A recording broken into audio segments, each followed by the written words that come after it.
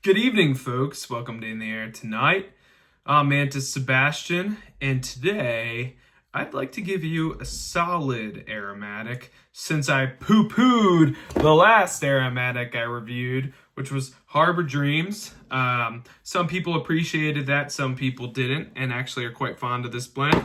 I'm sorry about this, but I need to give a review of a solid aromatic, lest you start to believe that I am some sort of stuffy, pretentious, non-aromatic smoking pipe enthusiast. Which, to be fair, I used to be. But every once in a while, we all want a nice sweet treat. And every once in a while, it's Thanksgiving, which is right around the corner, and you just want a nice codger blend, something a little bit sweet, a treat. And folks, look no further. I'm going to show you a blend that is as American as the wreck of the Edmund Fitzgerald, as American as apple pie. And that is Arrowhead by Paul's Pipe Shop out of Flint, Michigan. Spaniola's Pipe and Tobacco Company, which I believe the Spaniola name is somehow related to Paul's Pipe Club. I'm actually not sure. I don't want to steer you wrong. But this is an excellent, excellent blend. Really good.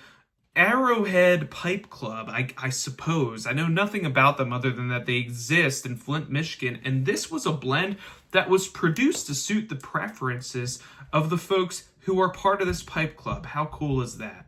I'm part of a pipe club out here, and we don't have a pipe tobacco blend. Does your pipe club? I know the Seattle Pipe Club had some blends, but it's a cool thing. I mean, that is totally awesome. America, we're a nation of clubs, and having your own brand of tobacco for your pipe club, pretty cool, my friends. A little bit about this blend. It is a Burley, Virginia base with black Cavendish and a touch of Perique and Latakia, topped with vanilla. It is one of those aromatics that I think everybody can enjoy, whether or not you're a beginner or an experienced pipe smoker. And I certainly love to include it in my rotation. Now, my jar is about 3 years old. I bought this 3 years ago. And back when I bought this, I had to call Paul's Pipe Shop on the phone, give them my debit or credit card number over the phone, and trust that they would send me some pipe tobacco without stealing my credit card information. Thankfully, I can assure you that the folks over there in Flint, Michigan are straight shooters, and they sent me about a pound of this lovely, delicious stuff. No problem, no weird charges on the credit card. But if you aren't interested in picking up the phone and ordering it, I'm not sure that you will be able to purchase this, because from what I recall, and I haven't checked in the past 3 years, there's no ordering through a website. It's a bit old school, and to me, that actually adds to some of the charm. Anyway, let's open this jar. It's still got a great seal on it, or it did when I opened it earlier. And on the nose, I get a little bit of creme brulee and bourbon, tons of vanilla, some Cavendish, some burley. I can't smell any Perique or any Latakia. Your mileage may vary. Some of you guys might be certified bloodhounds when it comes to sniffing that out. Wait a minute. No, I can't smell that Latakia. I think I do, but I think I might be in my head now. Now, pipe. Today I'm smoking this Peterson St. Patrick's Day 2022 pipe, kind of like your classic little Dublin shape. And the reason why I'm smoking it is just because I thought the grain stem looked good with my sport coat.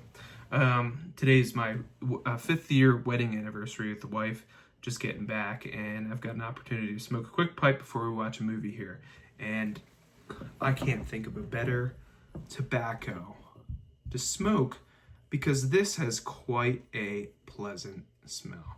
So let's pack that up.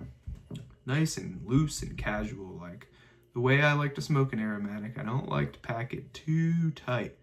Plenty of air in there. All right. Don't mind me. I'm going to have to find a lighter. Oh, here we go. Let's light this up. I'll get back to you in a second.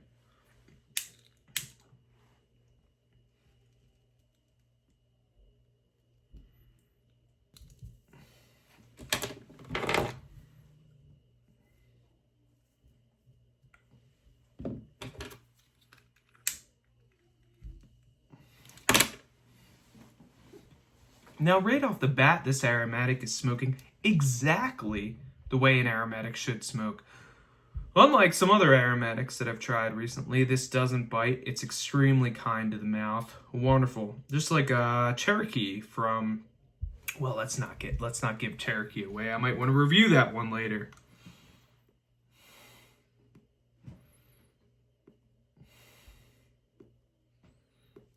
But this is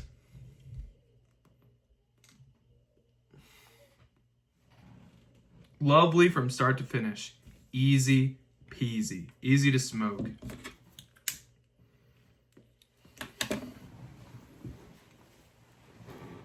An excellent codger blend. Beautiful vanilla. Like good vanilla flavoring. Like vanilla extract that my Italian mother used to make herself. I get a little bit of bourbon or some booziness. Almost a little bit of banana and creme brulee. Though I understand that that's not a flavoring that's added to this tobacco. Nevertheless, that's what I taste.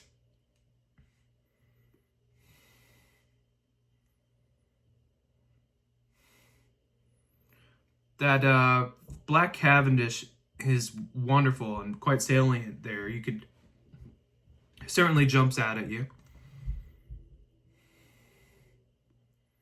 Just a hint of Latakia and Perique. That's just a really, really light condiment in this.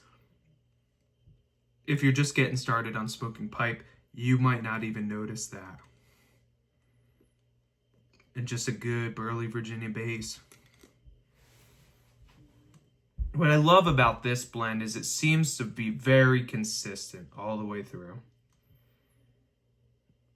And I've smoked a bunch of this. This is the last bit of a pound of this tobacco.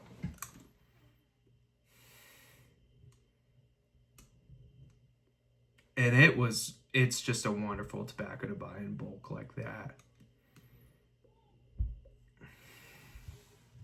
When it heats up a little bit more, that topping becomes less noticeable. And it tastes more just like a classic codger burley blend. Like a half and half or something like that. And I noticed that when you get towards the end, you can actually taste those Periques and that Latakia a little bit more. But don't get confused here. Don't get it twisted. You're never really going to taste a lot of that Perique or Latakia.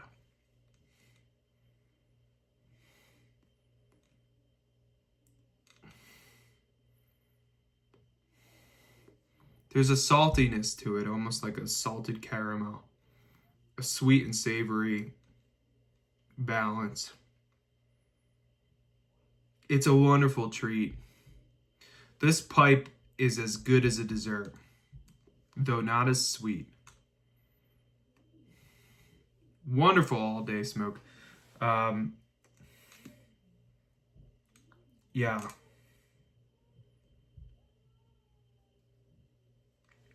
I smoked a bunch of this when I was living in a small town in Maryland called Port Deposit. And I'd take my little Boston Whaler out and I'd go fishing or just hit up the sandbars, bring a cooler full of beers, and we'd all hop out, float around, have a little party. There was this island pretty close to that sandbar that we would go and hang out at. And I would climb up this big hill, steep, full of sand, with a little backpack. Sand would always get in my eyes. I'm like clawing to get up this super steep hill. But at the top of this, there were a bunch of trees and a beautiful view of the bay. And I would pack up a bowl of this because I had just gotten a pound of it. I just remember being all scratched up because I scrambled up this sandy, rocky hill, sitting at the top, beautiful 85 to 90 degree sunny day on the Chesapeake Bay, smoking this tobacco. But the philosophy of use, this is the first tobacco that you smoke.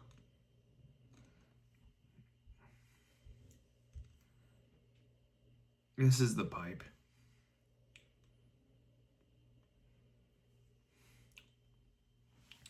Yeah, this is the pipe that you have with your cousin or a friend who wants to get into pipe smoking.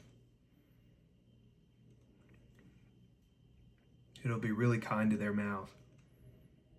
They'll enjoy it, and no matter where you are on your pipe smoking journey, you'll enjoy it too. For an aromatic, easily 10 out of 10. There hasn't been one that's replaced it in my eyes. Good for an adventure. Good for a fishing trip. Good for smoking in the rain or the sunshine. And if you could get it before Thanksgiving this year, I would, because this would be a really good Thanksgiving bowl. Good for a societal collapse situation where you have to trade tobacco and Bic lighters for food.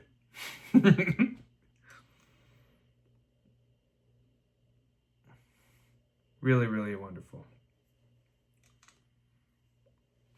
I was reading this guy's account of the Syrian Civil War, saying that Bic lighters were worth like gold. And ever since then, I bought a pack of Bic lighters, or Digi, and I just hoard them in my garage. Some people were hoarding toilet paper during COVID. I was hoarding Bic lighters. Perhaps I shouldn't have given that away. Maybe that's one of those things that you just kind of keep to yourself about. If you live in my small town in Idaho, you know where to get Bic lighters if shit hits the fan. But it just gets salty and savory. Slightly acrid towards the end, but by no means bitey.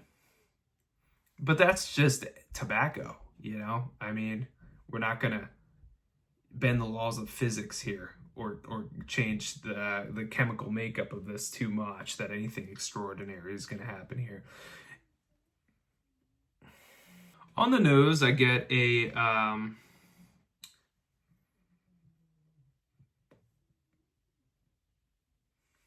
woody toasted caramel, or I mean on the retrohale, I should say, sorry.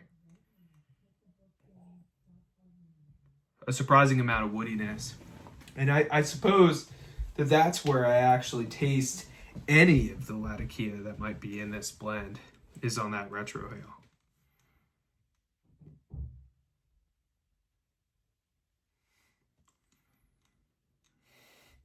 I don't think I've ever regretted packing up a bowl of this stuff when I want to smoke an aromatic.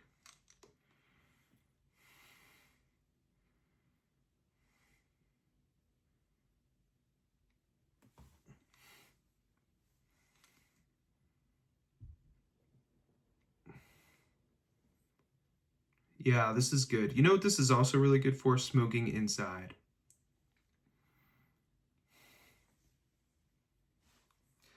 because it's got a pleasant smell to it. Nobody's ever complained. When I'm cooking for Thanksgiving or Christmas, a lot of the times I'll smoke this just upstairs in my living room, and my wife and kids don't complain too much. So, in fact, they say they rather like it. This is, I think, the blend that my wife thinks of when she thinks of pipe tobacco, and liking the smell of pipe tobacco. This is what she's talking about. She's certainly not talking about From Beyond over here.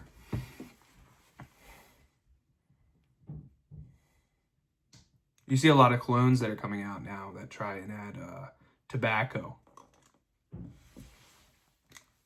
Some of them now specify pipe tobacco. They're talking about an aromatic, and that smell of aromatic pipe tobacco smoke wafting through the air.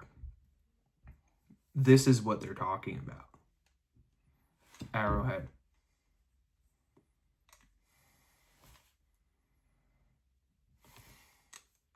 Lovely.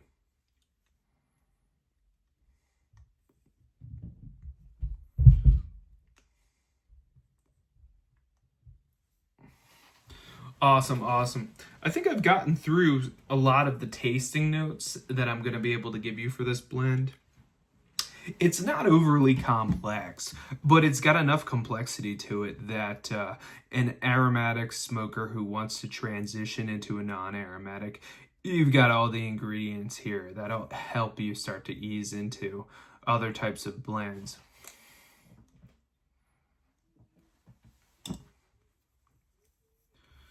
Great. Well, with that, I'm going to take a sip of my whiskey over here.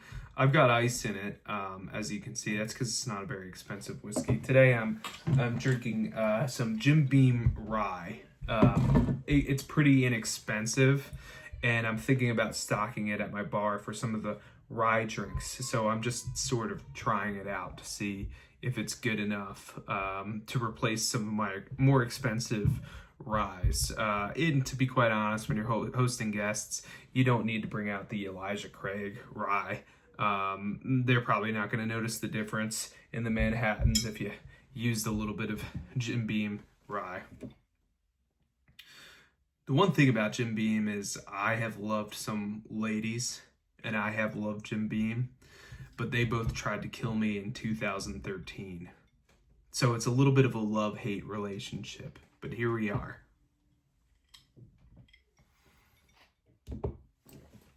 If you know what song I'm referencing, drop that in the comments.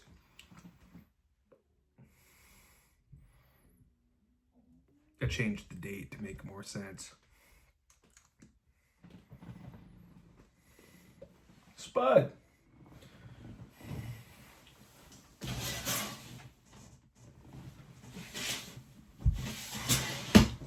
Spud doesn't want to hang out.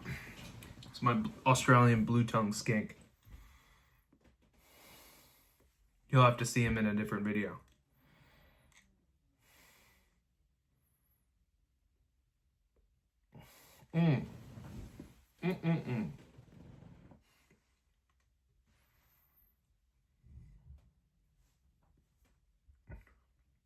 Fantastic. Well, I'm just going to hang here and finish the rest of this bowl and then head upstairs. No need for you to watch me finish this out. Hopefully that's enough to sell it to you.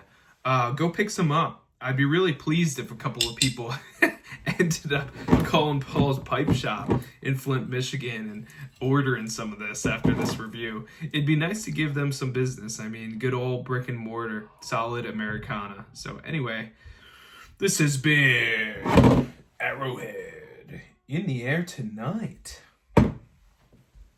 And thank you very much for sticking with me. Cheers. Boop. Sir Spudsworth. Spuddy boy. Spud. My man. Look at that. Have you ever seen such a handsome creature?